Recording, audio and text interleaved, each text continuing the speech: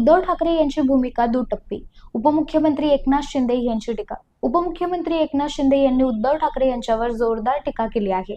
उद्धव ठाकरे यांची भूमिका दुटप्पी असल्याचं म्हणत जनतेनं त्यांना जागा दाखवून दिली आहे.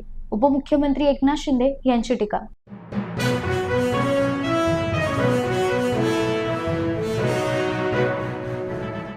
गृहमंत्री अमित शहा खूप हिंदुत्ववादी आहेत. उद्धव ठाकरे यांची टीका. उद्धव ठाकरे यांनी पत्रकारांशी संवाद साधताना गृहमंत्री अमित शहा यांच्यावर जोरदार टीका केली आहे. गृहमंत्री अमित शहा खूप हिंदुत्ववादी आहे. त्यांनी मला हिंदुत्व शिकवण्याची गरज नाही. तुम्ही हिंदुत्व म्हणताय, मग गोमांस खाणाऱ्या मंत्र्यांचा तुम्ही राजीनामा घेणार का, असा थेट सवाल उद्धव ठाकरे यांनी केला.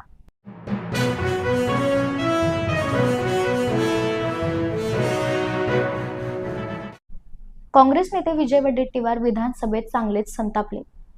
शेतकऱ्यांच्या मुद्द्यावरून चर्चा सुरू असताना काँग्रेस नेते विजय वडेट्टीवार यांनी जोरदार टीका केली आहे. कुठल्या खरेदी केंद्रावर सोयाबीन 5,300 रुपयांनी खरेदी केला आम्हाला दाखवा. जर सोयाबीन खरेदी झाला नाही तर पुढील महिन्यात हजारावर येईल, असा थेट इशारा काँग्रेस नेते विजय वडेट्टीवार यांनी दिला आहे.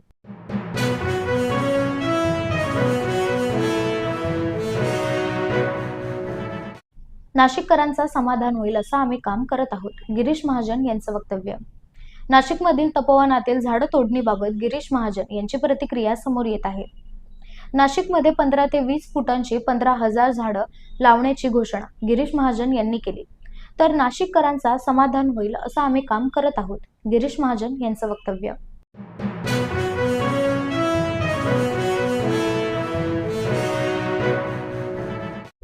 सरकारकडून कोकणातील अतिवृष्टीग्रस्त शेतकऱ्यांना नुकसान भरपाई देताना भेदभाव होत आहे. यासाठी सरकारने कोकणातील शेतकऱ्यांसाठी स्वतंत्र निकष तयार करून नुकसान भरपाई द्यावी. आमदार निलेश राणे यांनी सभागृहात याबाबत मुद्दा मांडला. पाहूयात. बोला. माझ्या मतदारसंघामध्ये सर्वात जास्त गाळ साचला जातो. आता लक्षात घ्या काय होतं. एमसँडच्या नावाखाली सरकारने एक नवीन धोरण काढलेलं आहे. सर्वात प्युअर क्वालिटीची वाळू जर कुठे मिळत असेल तिथे माझ्या मतदारसंघात मिळते. तीच गोव्याला जाते, तीच पश्चिम महाराष्ट्राला जाते. जो नवीन तहसीलदार येतो तो प्रायव्हेट गाडी काढतो आणि वाळू व्यावसायिकांच्या मागे लागतो.